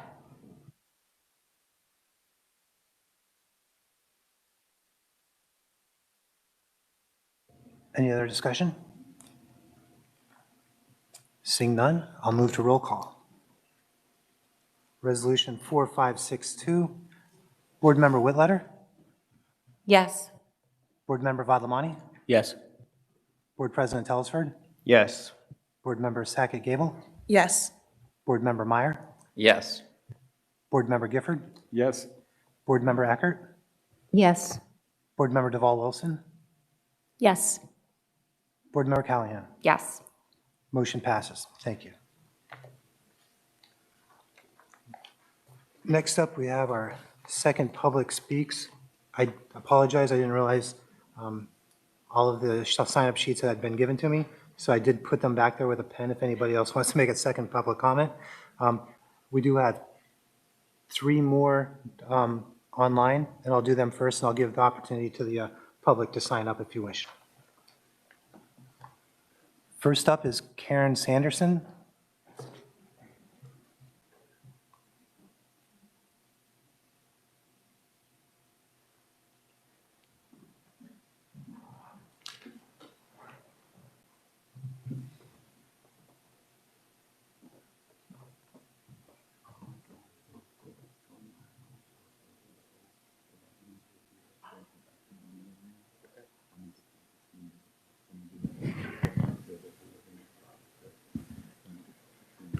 Hello, Karen Sanderson. We cannot hear you.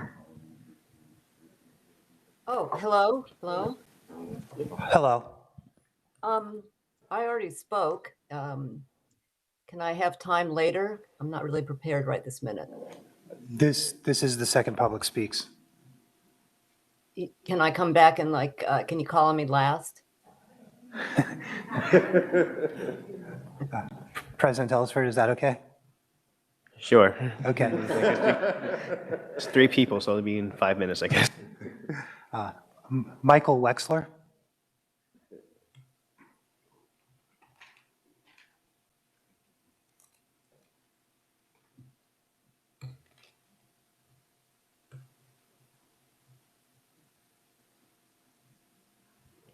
That committee member is not online.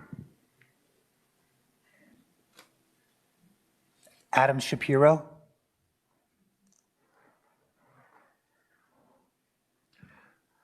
That committee member is not online. We'll take a walk. Yeah, I'll check this time sheet. Sanderson.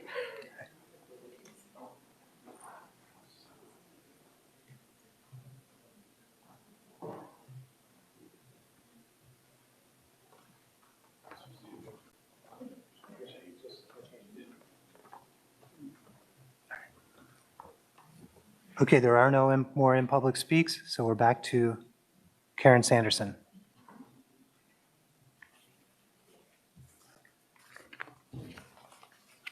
Okay, I'm back. I'm just going to repeat what I said before, which is that I really hope that the board and the schools stand on the right side of history and support our students' ability to have freedom of speech, to stand up for what they want and believe in, and what they've been taught are important moral issues of our times and for the world, and that supporting Palestine at this time, it seems to me the most dire thing that all of us can be involved in, to not support the genocide that's taking place.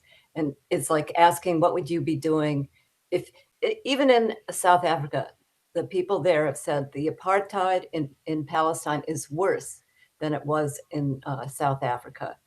So I just really hope that all of us will take our responsibility as parents and adults and support our students in their ability to fight for a better world and not be intimidated by political, ambition or just fear of retaliation by the really hateful Zionists who are in our community and who do not stand for all our Jewish friends that are actually on the side of peace in this war.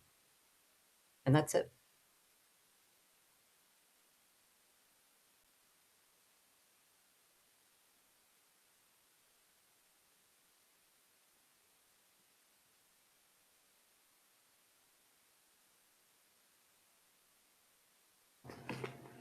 Hey, Keith, is Adam there?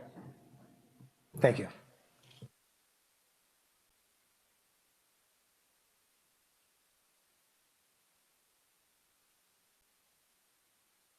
Apologies for getting cut off the WebEx before. Thank you for coming back to me. Can you hear me? Yes, thank you. I appreciate having the opportunity to speak, and I'll keep this brief. I know there are a number of issues that are top of mind for so many in our district right now. And first and foremost, and I think what I'd like to just talk about is all related. First and foremost, I would very much appreciate, as I know others would as well, to understand more about the circumstances that led up to the email we received earlier this week regarding Principal Sanchez. And I asked that question because he's someone who has been a tremendous ally and someone who has shown care and dedication to both parents and students who have expressed concern regarding some of the language and actions that have been present in our school building and district over these last number of weeks. We are a district that talks a lot about hate has no place here in our district, and yet so much of what is being said has undertones and in some cases overtones of hate that really can't be permitted. When it comes to things like this upcoming rally and protest and walkout, I, for one, am someone who very much supports freedom of speech and freedom of protest, but it has to be done in such a way that education is at the center, because that is the role of this institution, is to be an educational institution that supports the needs of our students and our teachers and takes advantage of these opportunities to teach and not to spew and not to take sides. However, when the conversation and when the content becomes vitriolic, no one benefits. And unfortunately, what happens at that point is that students are made to feel unsafe. And in this case, what has been prevalent over these last number of weeks is there have been many opportunities for Jewish students in our school district to feel unsafe and persecuted And that's not something that this board can and should stand for. And so when I think about the issues of this moment of the day right now, I'm deeply concerned. I'm concerned that these things have gone unchecked. I'm concerned that the educators are not educating properly and that this mob mentality in some cases is taking over. And so I would implore this board and the leadership in the district to take the time to both address these issues clearly, the way speak about these issues clearly, just the way that Principal Sanchez and others have been, and to continue that dialogue and to ensure, most importantly, that our students are safe inside and outside of these school buildings.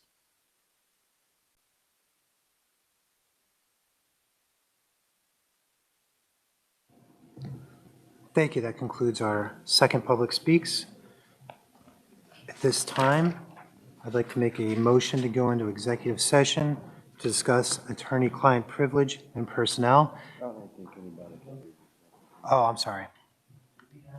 Will we have new business before or after the exec session?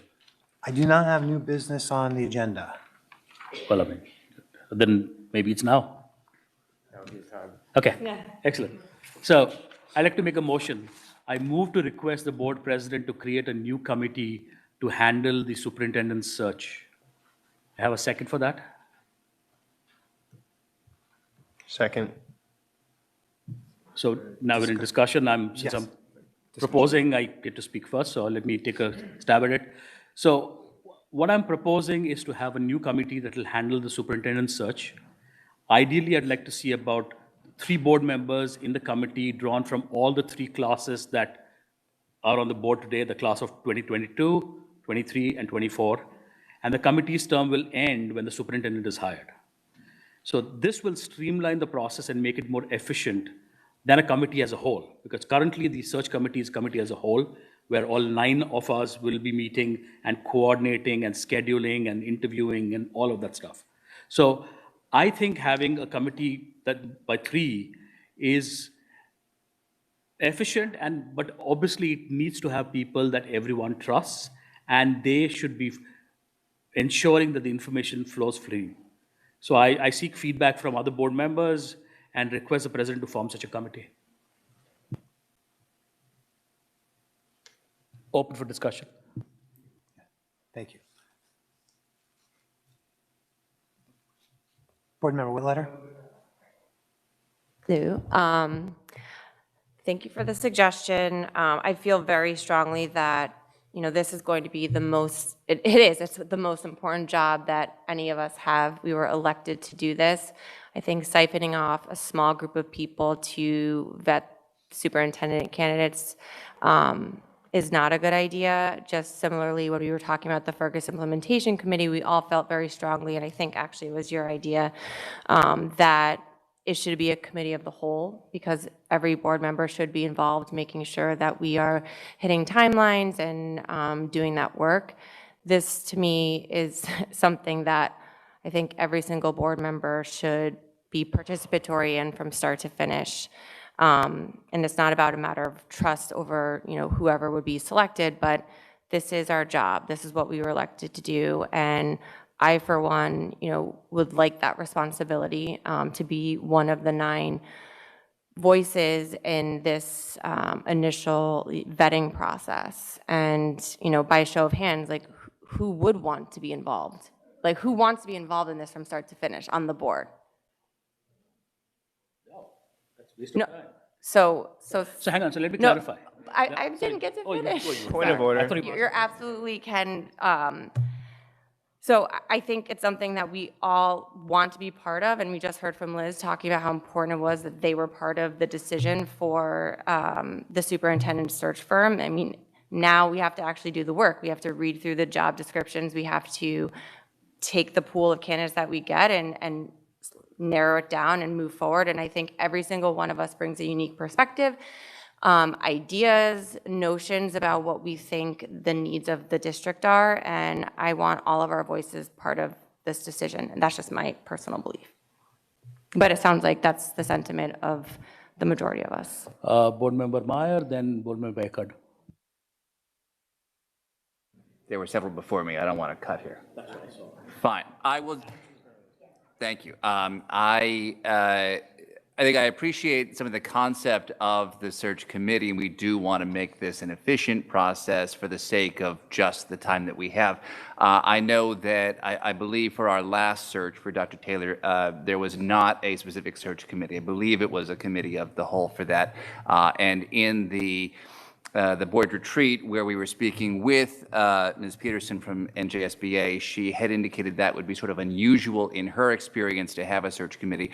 That being said, you know, I'm just a townsperson here. I want to hear from the professionals. So I'd like to hear from HYA as far as how they conduct their search processes and what they've seen as a best practice and be guided by that. Certainly, let's not make more work for ourselves. If there's 50 applicants, but only 20 of them meet our criteria, we should find an easy way of dispatching with that. But let's also make sure that all of us do have the sufficient, you know, access to the candidates to be doing our job here. Board Member Eckert, and then Board Member Sacket Gable, then Callahan, and then Duval Wilson. All around. Yeah, I appreciate the sentiment of efficiency for anybody that was on personnel this year as I was chair. You know, I love to run efficient meetings, but that said, given the importance of this search, this process, this decision, I personally think that every single board member should be involved.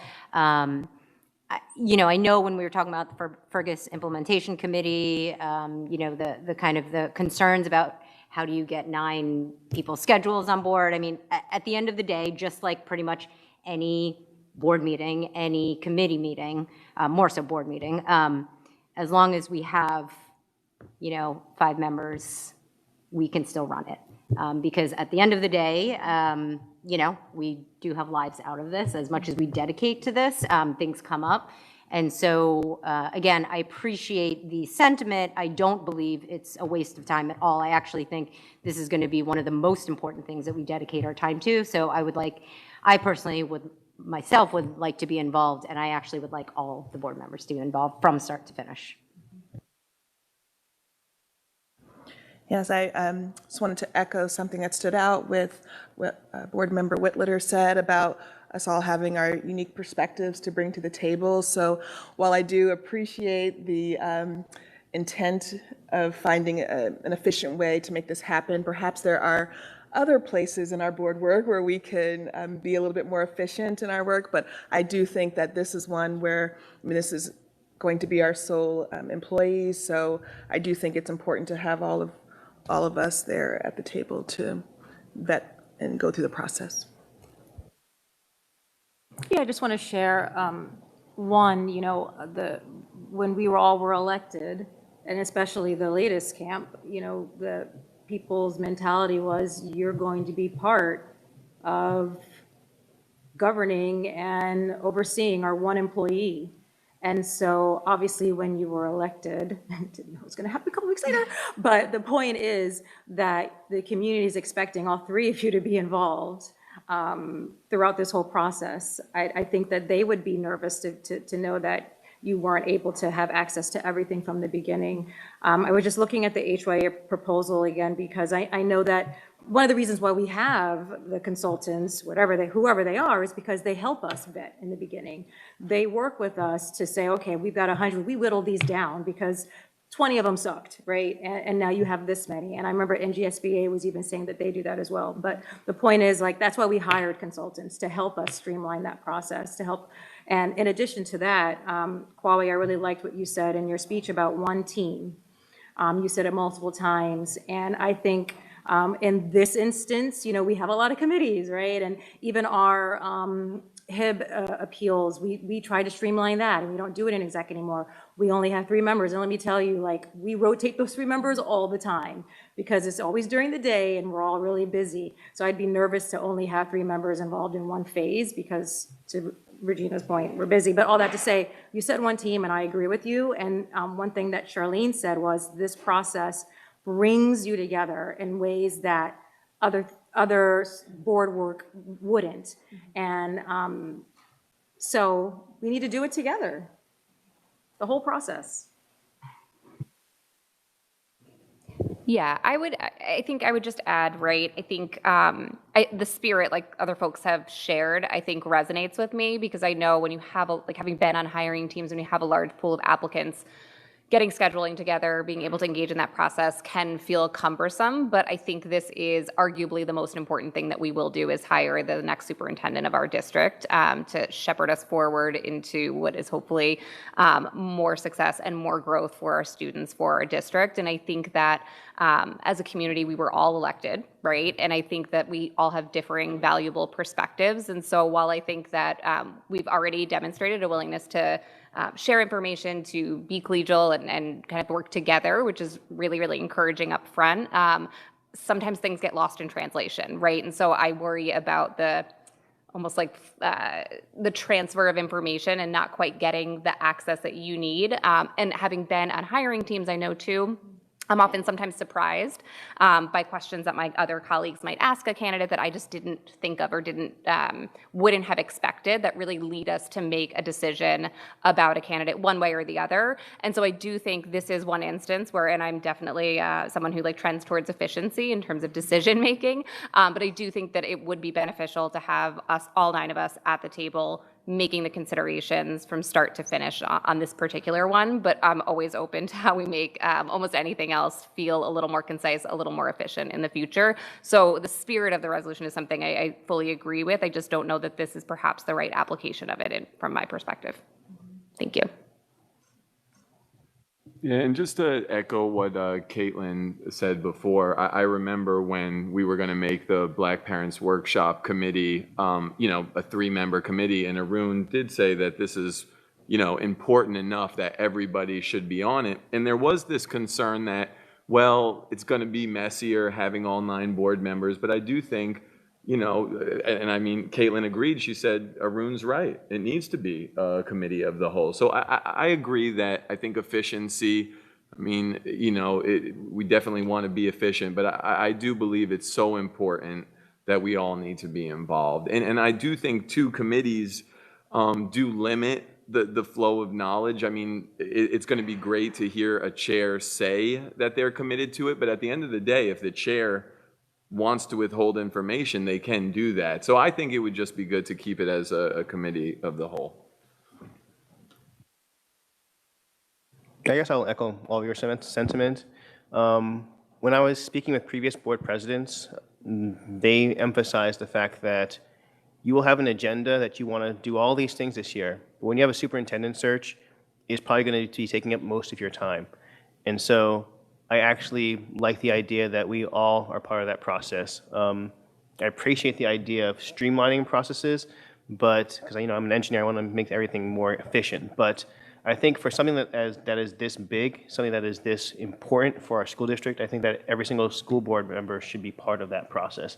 And so I actually do support a committee of the whole. So I'll end the whole thing. I mean, maybe I'm asking for a superintendent search committee, not a superintendent hiring committee. There's a difference.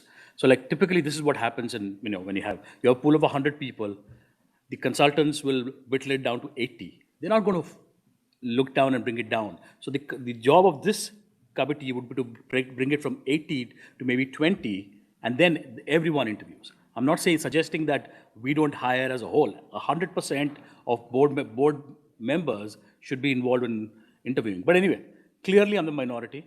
That's okay. That's fine. But so I will push hard, but maybe it won't go very far. Thanks.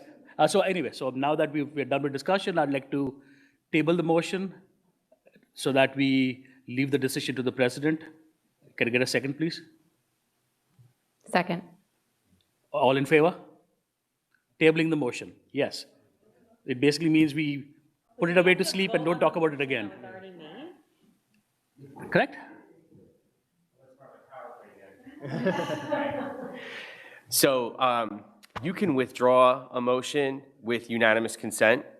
So that would probably have been the better way to approach it. Generally speaking, the person makes the motion under Robert's rules cannot go against their own motion. And so a person that makes the motion then to table that motion probably is going against their own motion.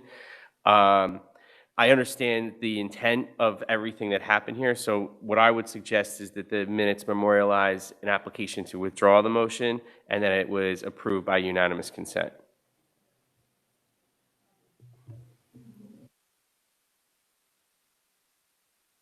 Unless you want to force a vote on the motion. Okay, I would like to withdraw Board Member Vadlamani's. He withdraws it. He Oh, withdraws okay, it. that's what I thought. Well, I don't know. Yes. So I'd like to withdraw my motion for the Superintendent Search Committee. Okay. No, you don't need that. Second. Any objections to the motion? Seeing none, unanimous consent for withdrawal of the motion.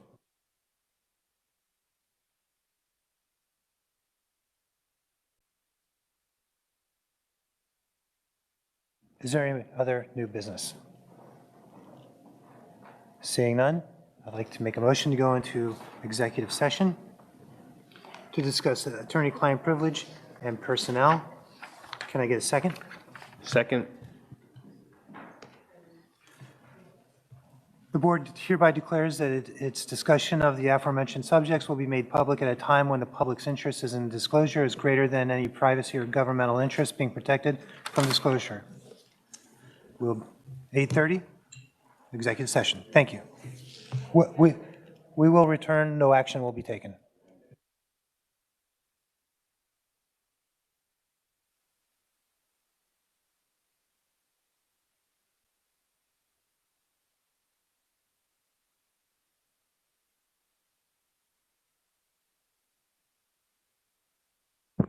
Sorry, board members. We need you to return real quick.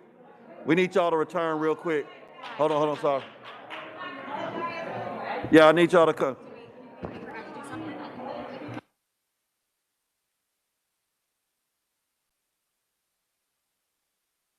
I apologize, board members. If you can return back, we have to rewind. We have to rewind. Sorry about that. Okay. So I'll explain we aren't coming back, so we have to kind of redo what we just did at the end. So we're not coming back, so the public knows that we won't be coming back. So Patrick.